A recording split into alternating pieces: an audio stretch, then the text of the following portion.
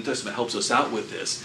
These prophecies of the return were not meant to be fulfilled completely in the physical return. They were really meant to be fulfilled when the people returned to God under the Messiah. That was going to be, and that's why, for instance, John the Baptist shows up quoting Isaiah chapter 40.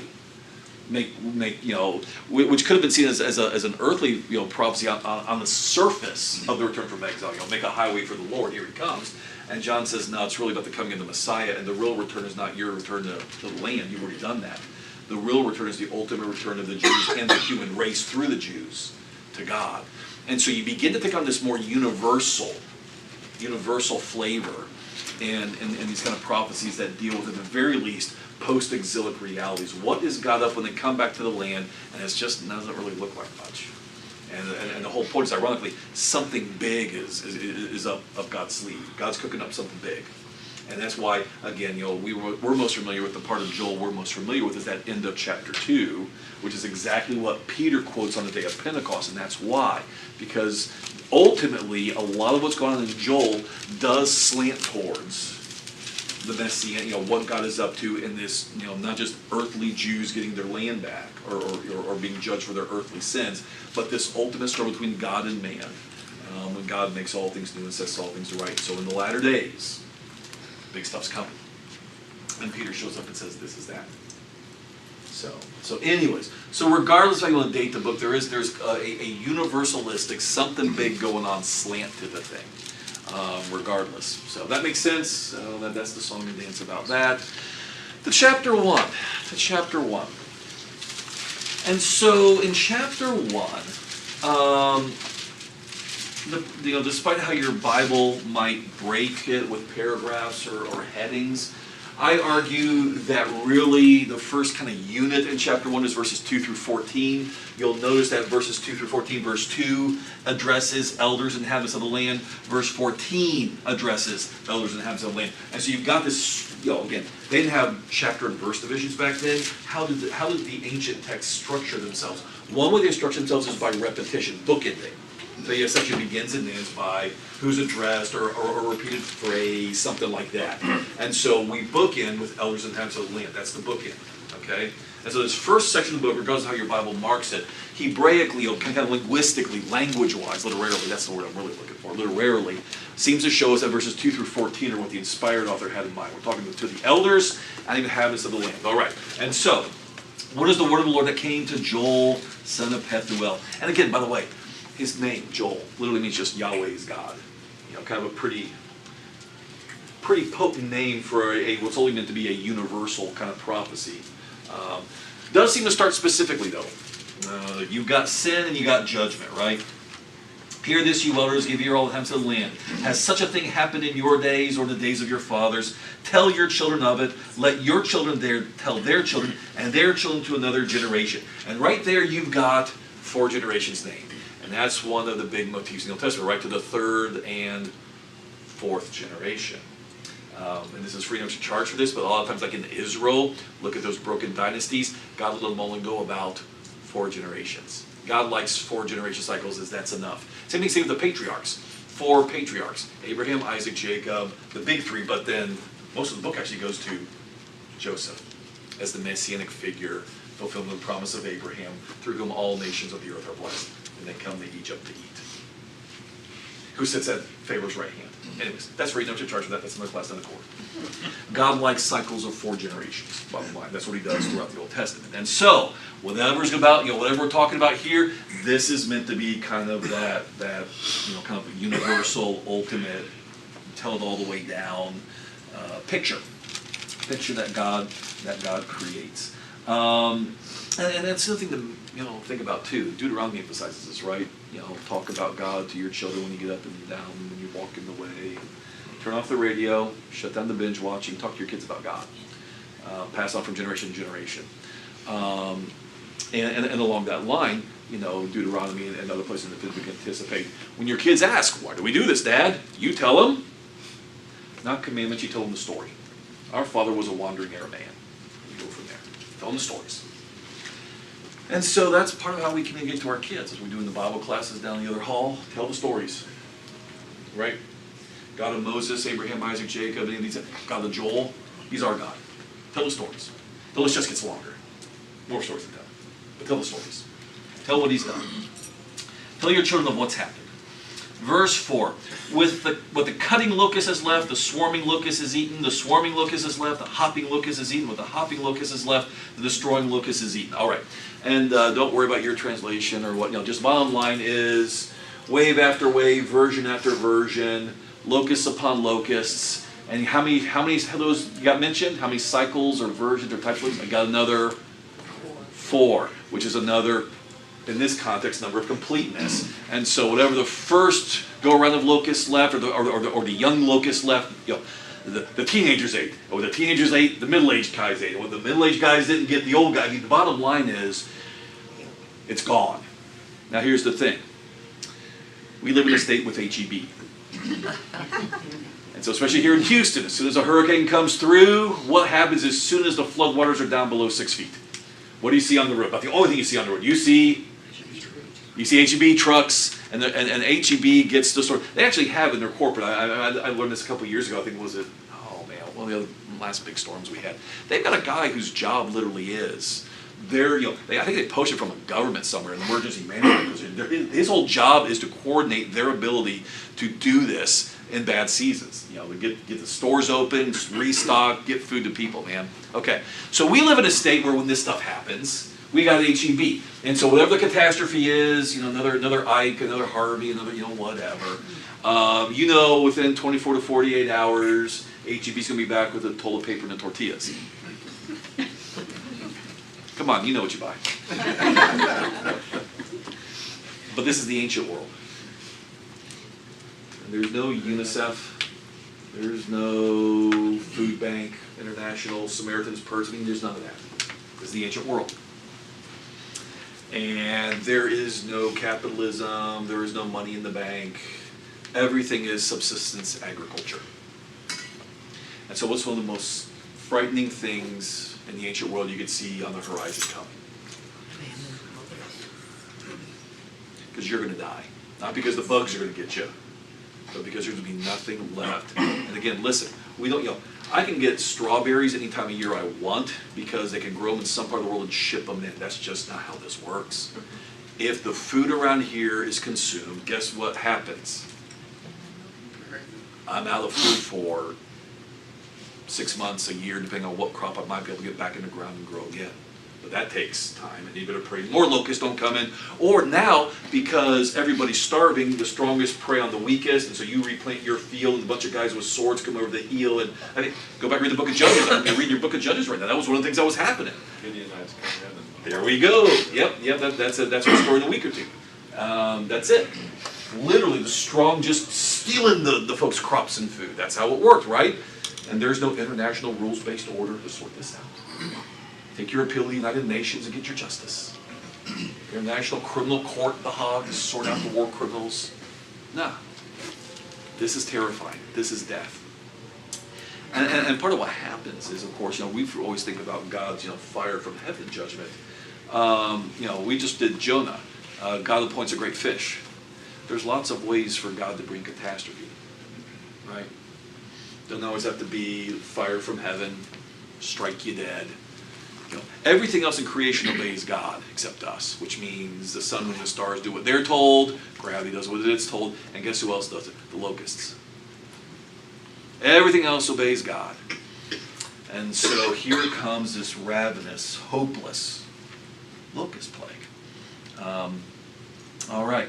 And so we begin to get kind of the admonitions and the fallout from this. Look in verse 5. It's interesting where we start. Who's the first group that's addressed in verse 5? Isn't that interesting? Why start with the drunks and the drinkers of wine? Why start with them? Don't miss their liquor. Well, that's going to be part of the point. Yeah, is when the grapes are gone, guess you're addicted to this stuff, and guess the addicts are going to have it hardest first. Well, you said something else, Vicky. What did you say? I said they don't do anything. Well, okay. So they have no means of getting. Okay, so they do tend to be the slackers, the drunkards, the druggies. They tend to be the slackers who, Proverbs talks about that, right? The guy who's always drunk and can't grow his crops. It's kind of hard. There's one of They were oblivious to there it is. And that's the other thing. They're oblivious. The folk, okay, and so today maybe you're not drunk, but you're on the internet too much. Should be reading the signs of the times, should be studying the Word of God, should be learning to be discerning, but, you're outsourcing your thinking to social media, and I won't name any networks, I'll get myself in trouble, but you know what you watch. But we outsource our thinking. And what they say we should be upset about, we're upset about. And what they say is a crisis, we think is a crisis. And we don't even realize that we're being manipulated because at the end of the day, if there's commercials involved in between segments, you're the product. You're being manipulated. Okay? And so we outsource discernment to experts when the people of God have the wisdom of God sitting in your lap. I always think about the men of Issachar and Chronicles who knew the times and knew what needed to be done. And so the drunkards are going to be the people who are going to, they're not going to realize what's happened until there's no more wine. Then it'll hit them. Then they'll wake up. Because then they'll really have to be sobered up. And the rest, think about, okay, this is not the high class. Cool, I can use 9/11. Y'all remember 9/11? What a wake-up call that was? Even if you weren't a drunkard? I'm serious. I mean, just everybody, for our, I remember my mom's generation talking about, remember where she was when she found out Kennedy had been assassinated. Every generation has got that moment. And for a lot of us, that was 9/11. Before and after. I remember watching Monday Night Football on September 10th. I remember that game as the Broncos were playing and Ed McCaffrey broke his leg. These silly things you remember. 9/11 was a Tuesday morning. I remember where I was found out, and I remember going to the nearest TV I could find to see what in the world was going on. How about you? Right? Even when you're not drunk, when the judgment Lord comes, there's this sobering wake-up call. There's before and there's after. And so the drunkards, though, now when it's all gone, and I think it was Yvette made the, or somebody made the point, I think it might have been Yvette, because the sweet wine is cut off from your mouth. Yep. The addicts are hit hardest first. For a nation has come up against my land, powerful and beyond number. Its teeth are lion's teeth, and it has the fangs of a lioness. It has laid waste my vine and splintered my fig tree. It has stripped off their bark and thrown it down. Their branches are made white. And what's described there is, of course, the way a locust plague will just strip you. Go to like National Geographic or something. It's all on the web these days. I should have made a PowerPoint, but hey, it's me. No technology on my watch. Go look at in fact, I remember I used to have a National Geographic spread I'd use when I teach locust plague sometimes, just the pictures of, I think it was somewhere in Africa maybe, plague come through, they strip everything, man. It's not just, they nibble on the edge of your leaves, like when you get annoyed when your garden gets nibbled on by ladybugs So or something. many of the limbs break. From Oh, yeah, the yeah. locusts on the tree. That's it. And they'll eat down to the bark, just literally strip everything. That's the description here. And of course, you'll notice in the language, for a nation to come up against my land, and this is one of the standard, if you read the commentaries on Joel, one of the great debates, especially going to chapter 2, is this a literal locust plague or a metaphorical? And of course, the answer is why not both? The one says you don't have to choose. But regardless of what it literally is, I tend to lean towards armies, but certainly, one of these God made clear is the plagues of the Egyptians are what I'm going to do to you if you disobey me. So, but always door number 3. Why not all of it? It's going to be catastrophic. Truly catastrophic. And that's, of course, that's what invading armies did anyways, right? You realize in the ancient world, they didn't have, people in the military whose whole job was logistics. They just basically, because, hey, there's no human rights in Geneva Convention. As you just traveled to conquer, you just took what you wanted and what you needed as you went.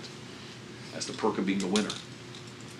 So yeah, man, you didn't have a supply line, you just took what you needed as you went. And so stripping everything. Verse 8. Lament like a virgin wearing sackcloth for the bridegroom of her youth. She's engaged, but he's dead before she can marry him. What heartbreak. What heartbreak. A cry like that. One of the most devastating thing you can think of. Young, dashed hopes. And of course, we think about it from the romantic angle, but remember the ancient world. You're a young woman, and the world is all about physical strength. Whether it's about literally, breaking up the ground to get food out of it, or protecting from, bad men. Your dad's not going to live forever. Your brother may or may not, have a brother. Marriage was not just romance. Marriage was, you're going to eat and you're going to be protected when dad's gone. And so she's vulnerable. The grain offering and the drink offering are cut off from the house of the Lord. That's the other thing is, we always think about the animals for sacrifice, but almost every even animal sacrifice had an agricultural component, some sort of grain that was supposed to be offered with it or whatever. And so even the worship of God is going to be diminished because of what has happened. And the priests mourn, the ministers of Yahweh.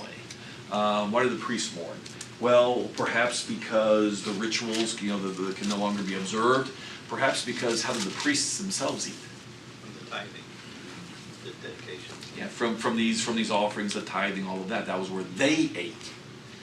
And so, the priests mourn as well. The fields are destroyed. The ground mourns because the grain is destroyed. The wine dries up, and the oil languishes. Okay. So interesting about verse 10. The drunkards are sad. Certainly the people are going to be sad. That's why we talk to the elders and the inhabitants of the land. But what's interesting about this is it's not just people that are affected. What's mourning? The ground. We forget, two angles on this. Number one, we forget that God cares about his creation too. I'm putting on a security deposit. We were in an apartment, man. The landlord actually cares about his. Think about the old law. The land is mine. You're just sojourners on my earth. It's mine. Don't ever forget that. Psalm 50. Cattle on 1,000 hills. Mine. If I were hungry, wouldn't tell you because you think you're giving me something. It's all yours. It's all mine. I'm giving you something. And so you think about it from that angle, just the sheer ownership, and God cares about what we do with his creation. But it goes a step beyond that. Because of sin, the creation itself suffers. You realize God did not create the world for lions to eat lambs. Right? And that's why you read in Isaiah, the lion will lay down with the lamb. Or later on, one of his other visions in Isaiah, and they will no longer kill in my holy mountain. It's going to stop. So why does that happen? Well, Genesis chapter 3, we forget this part sometimes, as God's handing out curses. Technically, he didn't curse the humans as we think of it. He cursed the serpent. He cursed the land because of us. Cursed creation. We forget that. So we forget about what Paul says in Romans chapter 8, that creation itself longs for its redemption. This world has been subjected to futility, God says. It's not just we who are broken by sin. We broke everything around us. And you see a little bit of down payment on God's perspective on that in the Day of Atonement. Details we forget. Leviticus chapter 16, where you go and read about that. And we're used to focusing on, the blood that, the high priest takes behind the veil and sprinkles to atone for the people's sin. One of the things the priest was supposed to do on the Day of Atonement was sprinkle blood all over the tabernacle and whatnot. What's he saying? The tabernacle is a symbol of where God and man can dwell together, a symbol of creation. Is itself tainted, impure by our sin. Needs to be purified. Almost like a down payment on what Paul's talking about. Someday all things will be made new, all things will be set right. And so on the Day of Atonement, the tabernacle had to be cleansed. Not just go behind the veil and sprinkle the blood for the humans, for human sin. And so creation itself aches and groans, and is corrupted, and decays. And that's why your favorite childhood pet died at some point. It's black because that's your first taste of death. Heartbreak and loss. Because creation itself has been subjected to futility. So because of our sin, because of God's judgment, the land mourns. Scott, you have to hit a second about it. When you say that, it makes me think of an old movie or something where, like the House Usher or something. When he dies, the house falls apart. Yeah. Because the presence, the spirit, or whatever is gone, and now whatever's holding together is no longer there. Yeah. So God's taken his blessings. Yeah. And the earth suffers. Yeah, and it's really, to your point, it's a profound thought that works on several directions. When you stop and think about it, God creates the world, but then, after be fruitful and multiply, what was the other thing God told us to do? Take care of the land. Have dominion. Rule under God as though originally we were the ones to be at God's right hand. Before Joseph sat at Pharaoh's right hand. Before the second Adam sits at God's right hand. That's what we were offered. And so because we have corrupted our ability to do the job, creation languishes as well. And so we're waiting for that second Adam to show up, to have the dominion that again, releases creation from futility, to kind of use Paul's image. And so there's languishing and there's mourning because of the judgment of Well, God. captivity is referred to as the land vomiting them out, because Yeah. one thing, they didn't keep the Sabbaths, I was about to say, yeah, that's it. The land bombed them out. And again, in 2 Kings, Kings are crying out tonight. But the point is explicitly made, why God picked the 70 years was not an arbitrary number. It was the idea until the land enjoyed its Sabbaths. The land got the break God intended for it. Because the Sabbath year was, certainly about the people learning to have faith in God, depend upon God, enjoy God's rest. But the land deserved a rest too. And so until the land got its Sabbaths, you guys are going to sit in time out and give the land the break it deserved that I intended for it to have. Is that a hand, David? No. Oh, okay. All right. So, verse 11. By the way, grain, wine, and oil. The big three agricultural products: grain, wine, and oil. Food, but oil and wine. Those are luxury goods. Those are the good stuff, right? You can live on beans and rice. Or you can live on filet mignon. And so, when part of God's blessing of every law was the oil and the wine will not run out. In other words, the prosperity, the good stuff. Will be around, but not anymore. All right, be ashamed, O tillers of the soil. Wail, O vine dressers, for the wheat and the barley, because the harvest of the field is past. The vine tree dries up, the fig tree languishes. I'll stop right there. Got ears to hear. Scott's smiling. Why are you smiling, Scott? Fig tree. Yep. Right? Then what's the classic pair of prosperity? Every man under his All trade. vine and fig tree. Yep, that was the classic. You go back to Kings, that was the classic example of divine blessing and prosperity under a righteous king. No more. The vine dries up, the fig tree languishes, pomegranate, palm, apple, all the trees of the field are dried up, and gladness dries up from the children of man. All right, God, if you got my attention, now what? Put on sackcloth and lament, O priests. Wail, O ministers of the altar. Sackcloth and lament. Everybody knows what sackcloth is, right? That's where you take off your happy clothes, take off your vacation clothes, take off your comfortable snugglies at home, and you put on the uncomfortable, ugly stuff. What's the whole point? To just kind of put you in the right frame of mind. We forget, we certainly don't want to judge people by clothes. Clothes also do set a state of mind, right? Everybody's lived long enough, right? It's fun to get dressed up sometimes, right? Sometimes you're having a bad day for a while, you sit at home in your sweatpants, and eventually you say, you know what, I'm going to break out of this funk. I'm going to put some real clothes on and go out. Right? And you're laughing because you've done it too. Right? But I don't do sweatpants, I do shorts. Anyways, I'm not at that stage yet, no. But yeah, and so set the tone. Put it on. Own the part. Mourn before the Lord. Lament.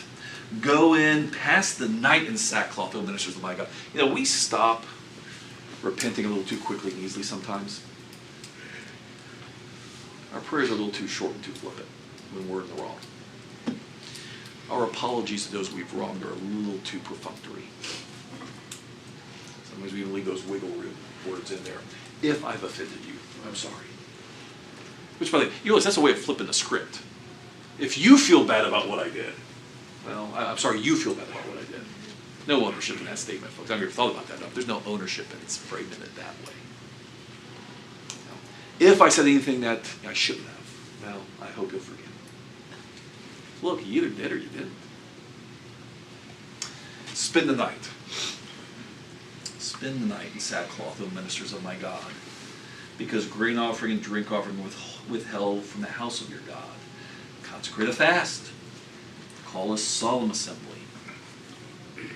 Gather the elders and inhabitants of the land to the house of the Lord your God to cry out to God. And so this is the call. Fast. Everybody knows what the fast is, right? Not only are you dressing for the part, but now what are you doing? You're living. I like that way. You're living. No eating. When I'm hungry, yeah, feel it. Sit with it. Let suffering do its good work in you.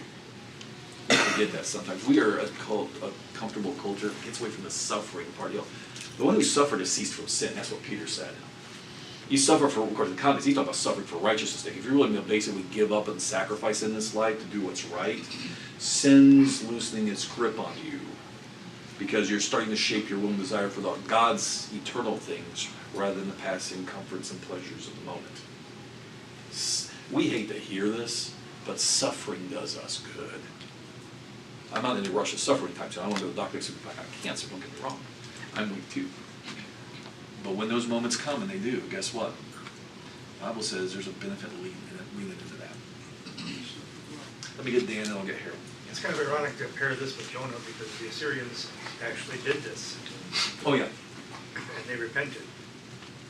These guys aren't. No, that's, yeah. And by the way, I will say that's that's a funny observation. It is interesting that God's people tend to be the hardest hearted for the most part. And I will tell you this, I've had this conversation, I've had this experience in the past, and I was literally, when I was up in Illinois last week for a couple of days, was talking to a young man who does good work up there, and he was making this, he actually did the same symbol on the blue, which is this. It's fascinating when you study the Bible with people. When you're studying with Christians or a particular issue or a particular spiritual struggle they have, or a particular hard thing to hear, like divorce and remarriage, it's Christians who really look for the loophole, or want to worry about what the Greek word meant, or want to just start splitting hairs and everything else. You know who, in my experience, and this young man was like bringing up to in his experience, you know who usually has a problem getting it the first time? The non-Christian. I remember one time years ago, never forgot, I was studying with some folks who'd been visiting with us. I don't usually bring up divorce and remarriage with folks I'm just starting to study with, but they were perceptive enough that they actually asked about it. So we went to Matthew 19, just had them read the words of Jesus, read letters in their Bible. No matter what this church believes or what I say, just listen to Jesus on this. And so they did. And they immediately realized they had a problem. Didn't have to talk about what porneia means or any of these other hair splitting things we do. They didn't like it. They knew exactly what Jesus was talking about. And then they had a problem. And so the wife got really mad, and they walked out the door, and I never saw them again. But it wasn't because they didn't understand, it was because they did. They just didn't want to do it. Isn't it interesting? But man, you preach a sermon on that in certain contexts, in certain congregations, and you're going to have emails all week long about what about. Because somebody who does, because you've already made the gospel, you care about Jesus' authority, but just like Jesus' authority in this area, right? Everybody's got that one area where you don't like Jesus meddling. Rich young ruler, that story's not about everybody has to give up their wealth. He had to give up his wealth because that was his spot.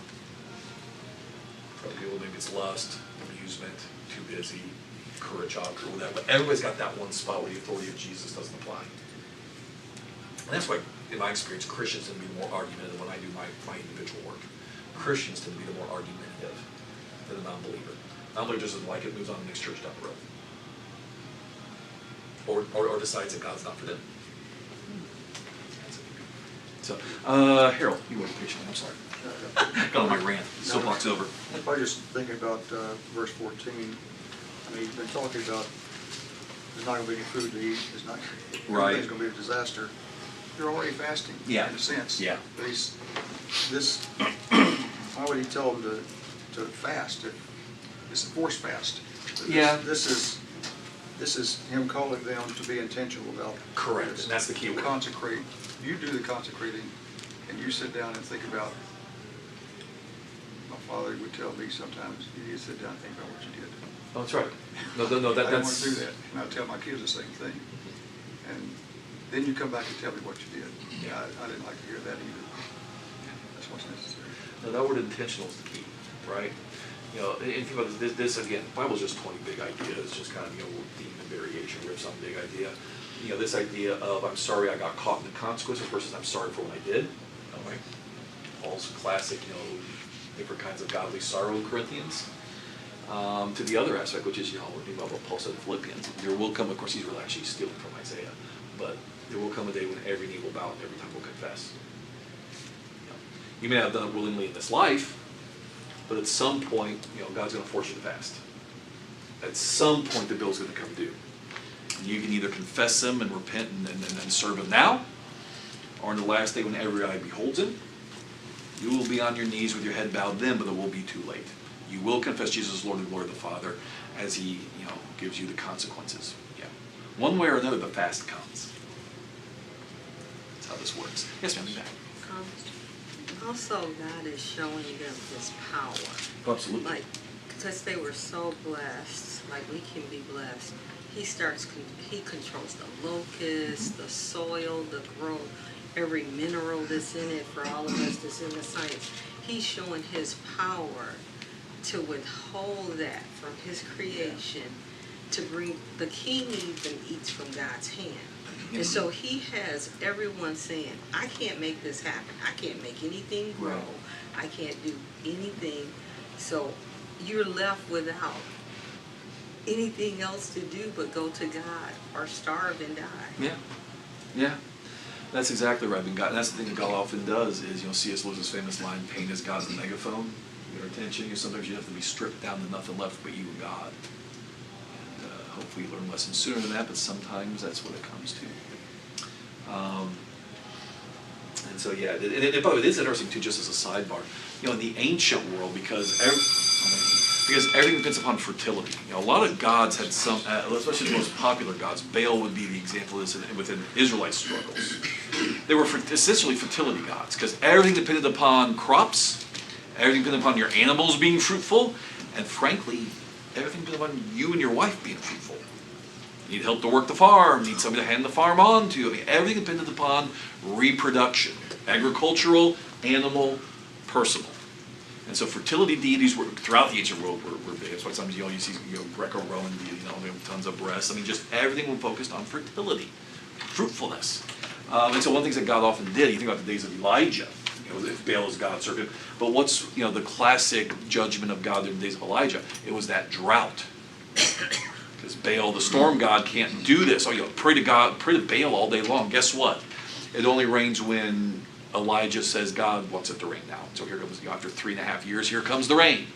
So much for worshiping Baal. Same with the book of Hosea. A lot of punning in Hebrew in that one, but because Baal, Hebrew, that's for Baal, can also mean master or husband. And so God, remember the great metaphor Hosea is adultery. And so Israel is the adulterous wife who's gone after a different Baal, a different husband. Lots of punning in Hebrew there. But that's the whole point too, though. In Hosea, a lot of agricultural metaphors, because the idea is, and that's one thing, and you actually hear Hosea at one point, God kind of lamenting, I'm the one who gave you the produce, and you're using the produce to worship a different husband. It's kind of like, the wife taking the husband's money he earned and using it to go out or have a weekend away with her adulterous lover. You hear God's pain in that. I'm the one who actually gave you the stuff, and you're giving Baal the credit and worshiping Baal with it. So anyways, this constant thing of fertility, crops, big issue. And that's often one of God's ways of waking people up and why it matters. All right, next week, verses 50 through 20, this is what you should do as you fast. Basically, verses 50 through 20 are what the fast and lament should be about. God actually gives them the words. Since you're so unspiritual, don't know what to do, here's what I recommend. Here's your prayer. Good luck. All right, thanks for being here tonight. Thanks for letting me ramble at you for 40 minutes. And we'll see you next week, Lord willing.